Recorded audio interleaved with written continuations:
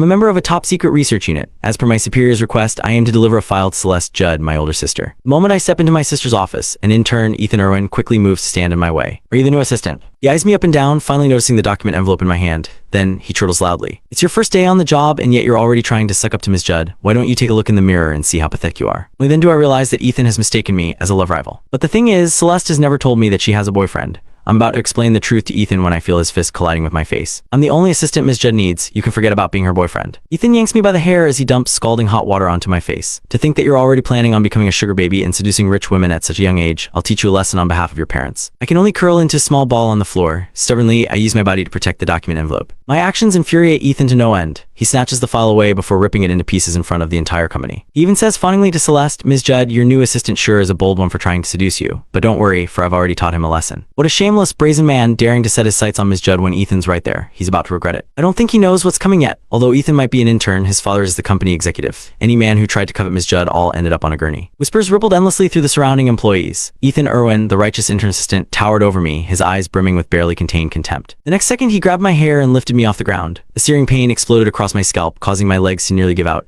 I let out a muffled groan, only to get punched in the face before I could take my next breath. You're a man, why are you moaning like that? Who are you trying to seduce here? I'm telling you. Ms. Judd is out for a meeting and won't be in the office today. You'd better forget those dirty thoughts of yours. Otherwise, I'll make you regret ever setting foot in here. I suppressed the raging fury inside me. As I prepared to explain myself, my phone, which had fallen to the floor at one point, started ringing. I fixed my gaze on the screen and it was Daniel Wilson, my supervisor, calling. I reached out to grab the phone, but Ethan was a step ahead of me and snatched it away. In front of all the employees, he put the call on speaker. Daniel's voice rang out, Hey Ozzy, are you there yet? Have you seen Cease? Hearing the nickname of my older sister, Celeste Judd, Ethan instantly exploded. He screamed hysterically into the phone, You stupid, dead-broke geezer. How dare you let your son think he can hit on Ms. Judd? That nickname's not for losers like you two. The groundless lashing took Daniel aback. He was just about to refute, but Ethan hung up without a second thought. What are you waiting for, Ethan? Just get rid of him. Look at how calculating he looks. Maybe some broke father heard Ms. Judd was hearing for an assistant, and he wanted his son to take the chance and marry into her family. Ethan's lackey stood at the side, hands on his hips as he sized me up and down with unmasked mockery. I gritted my teeth and ignoring the pain from my scalp, tremblingly explained, I'm not here for the assistant. Before I could finish my sentence, a piping hot drink came splashing all over my face. At that moment, that same searing pain from earlier, only now 10 times worse, bloomed across my entire body. I collapsed to the floor, rolling around and clutching my head. By then, countless blisters of all sizes had formed on my exposed skin. None of these absurd turns of events prompted the bystanders to take any action. Instead, they stood and laughed. Ethan, you shouldn't have done that. A sugar baby wannabe like him might play the victim in front of Ms. Judd later. Geez, have the security guards at Judd Group always been slacking off like this? Why did they let just anyone in? I had lost all strength in my body, curling into a tight ball on the floor, but I held onto the file in my arms as if my life depended on it. After 7 years at the top-secret research unit, the project was finally approaching its conclusion.